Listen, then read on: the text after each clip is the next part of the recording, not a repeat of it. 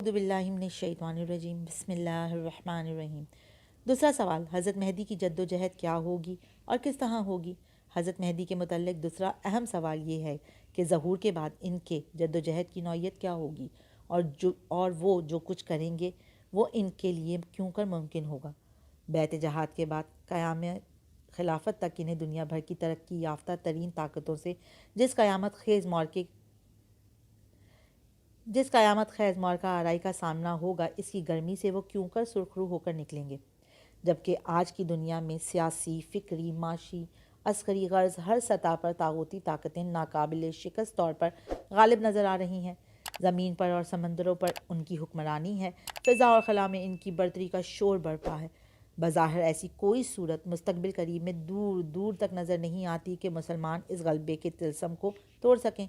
ایک multi national company کا budget کئی مسلم ممالک سے زیادہ ہے۔ ایک تھینک ٹینک ایسا ہے کہ اکیلا ہی مغرب کو 100 سال کی منصوبہ بندی کر کے دے رہا ہے۔ اتحاد بھی ان میں ایسا ہے کہ امریکہ اور روس آپس میں روایتی دشمنی اور بعد المشرقین کا عملی مستحق ہوتے ہوئے بھی پاکستان کی مخالفت میں بغیر کسی ترغیب کے خود بخود فطرتاً اکٹھے ہو جاتے ہیں۔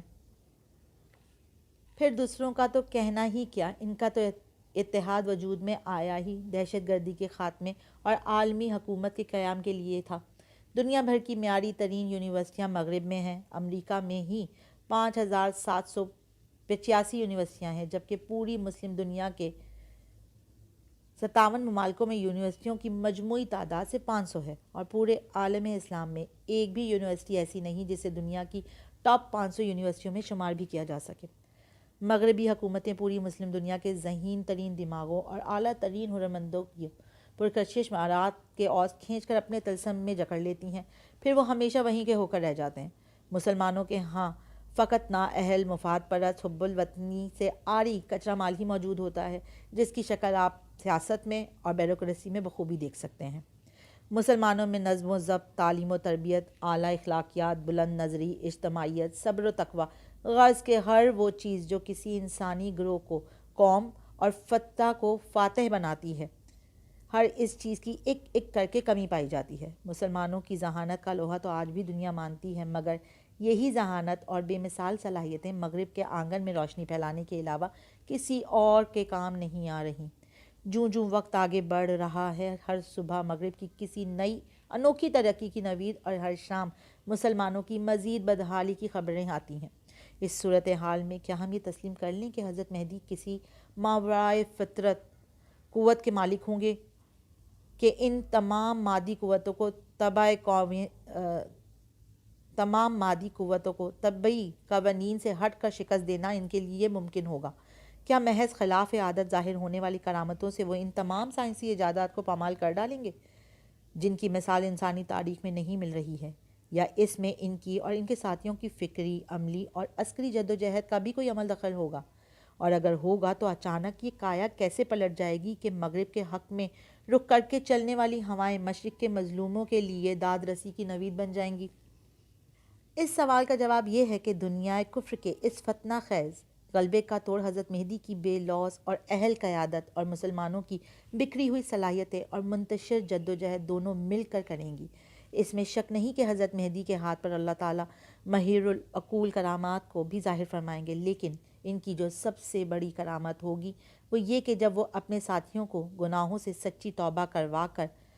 مٹی ہوئی سنتوں کو زندہ کریں گے تو اس کی برکت سے ان کے تمام ساتھیوں کو یکسوئی اور یک فکری نصیب ہو جائے گی، یعنی ان سب کی سوچ و فکر ہی یکساں نہ ہوگی بلکہ انداز فکر اور طرز عمل بھی یکساں ہوگا۔ ان کے دل سے حسد، بغض، کینہ و عناد نکل جائے گی، باہمی اختلافات اور امیر کی نافرمانی کی نحوست سے وہ لوگ آزاد ہو جائیں گے۔ وہ جینے مرنے میں حضرت مہدی کی کامل اطاعت کریں گے اور موت کو سامنے دیکھ کر بھی منہ نہیں موڑیں گے۔ موت سے مراد طبعی موت ہی نہیں ہوتی بلکہ طبیعت کی موت بھی ہوتی ہے، یعنی آج کل بہت سی لوگ قربانیاں دے رہے ہیں، موت کو خوشی خوشی گلے بھی لگا رہے ہیں، لیکن جب بات نفس کی موت کی آتی ہے تو وہ اس پر ویسا غلبہ نہیں پا سکتے جیسا کہ حضرت خالد بن ولید رضی اللہ تعالیٰ عنہ نے حضرت عمر رضی اللہ تعالیٰ عنہ کی اطاعت کرتے ہوئے اس نبوی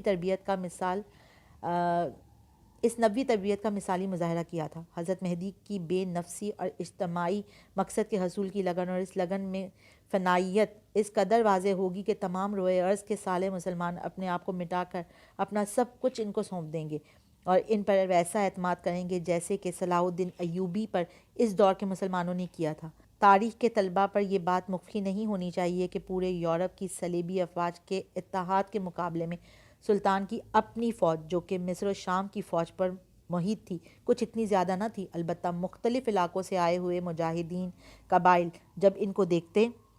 کہ وہ میدان جنگ میں گھوڑے پر سوار ایک جانب سے دوسری جانب تک یوں چکر لگا رہے ہیں جیسے اکلوتی بچے کی ماں اس کی تلاش میں بولائی بولائی پھرتی ہے، آنکھوں میں آنسو ہیں اور زبان پر ایک ہی نعرہ ہے، اے مسلمانوں اسلام کی مدد کرو، اے مسلمانوں اسلام کی خبر لو۔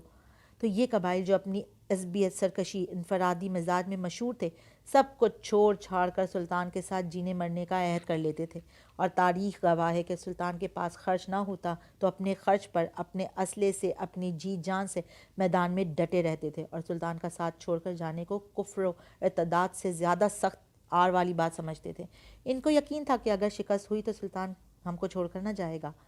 اور اگر فتح ہوئی تو اس کے فوائد سلطان خود ہرگز نہیں سمیٹے گا، بلکہ یہ سارے ثمرات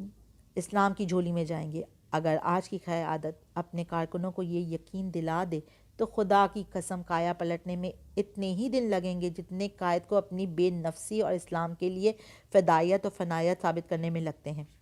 حضرت مہدی کی کامیابی کا راز یہی ہوگا کہ وہ بیعت سے پہلے ہی قیادت کی اس ممتاز صفت کو ثابت کر دیں گے۔ تب دنیا بھر سے بکھرے ہوئے قابل و لائق علماء، طلباء، مجاہدین، انجینئر، ڈاکٹر، پروفیسر، سائنسدان، سرمایہ دار، انتظام کے ماہر، عسکریت سے واقف، غرض کے مختلف مہارتوں کے حامل افراد اپنا سب کچھ اسلام کی خاطر ان کے قدموں میں لا ڈالیں گے، اور دل سے ان کی کامل اطاعت کرتے ہوئے اپنے آپ کی، یعنی اپنی انا کی، اپنی خواہشات کی اور مزاجوں کی انفرادیت کی مکمل نفی کر ڈالیں گے۔ یہ وہ یادگار منظر اور مبارک روحانی کیفیت ہوگی جو بدر سے پہلے صحابہ کرام رضی اللہ عنہم سے مشہور ہے، جو اس دور کے آسمانوں نے دیکھی تھی، جس نے حطین کے مارکے سے قبل ایوبی کی آنکھیں ٹھنڈی کی تھی، اور جسے دنیا ایک بار پھر بلا آخر آخری مارکے کے قبل دیکھے گی، اور جب دیکھے گی تو سارے اسٹائل اور ہیرو شپ، ساری چوکڑیاں، اڑن کھٹولیاں، ساری پروازیں بھول جائے گی۔ افغانستان اور پاکستانی قبائلی علاقوں میں لڑائی کی شدت اختیار کرنے کے بعد عالمی تجزیہ نگاروں نے یہ کہنا شروع کر دیا ہے کہ دہشت گردی کے خلاف جنگ کو 8 سال گزرنے کے بعد اب یہ واضح ہو رہا ہے۔ دراصل دوستوں کے ساتھ تو امن اور مذاکرات چلتے ہی رہتے ہیں، مگر حقیقی امن ان کے لیے ان لوگوں کے ساتھ بھی امن مذاکرات ہونے چاہیے جنہیں آپ اپنا دشمن قرار دیتے ہیں۔ نائب وزیر خارجہ رائمنڈ یوہانس کا کہنا تھا کہ وہ اس معاملے میں تنہا نہیں ہیں، بلکہ دیگر یورپی ممالک بھی یہ خواہش رکھتے ہیں۔ واضح رہے کہ اس سے کچھ ہی قبل سوئٹزرلینڈ بھی اس خواہش کا اظہار کر چکا تھا، مذاکرات اور امن معاہدہ کرنا چاہتا ہے، اس سلسلے میں کسی بھی ابتدائی اقدامات کے لیے بالکل تیار ہے۔ وہ نہیں چاہتا کہ امریکہ کی واپسی کے بعد انتقامی کارروائی کا نشانہ بنے۔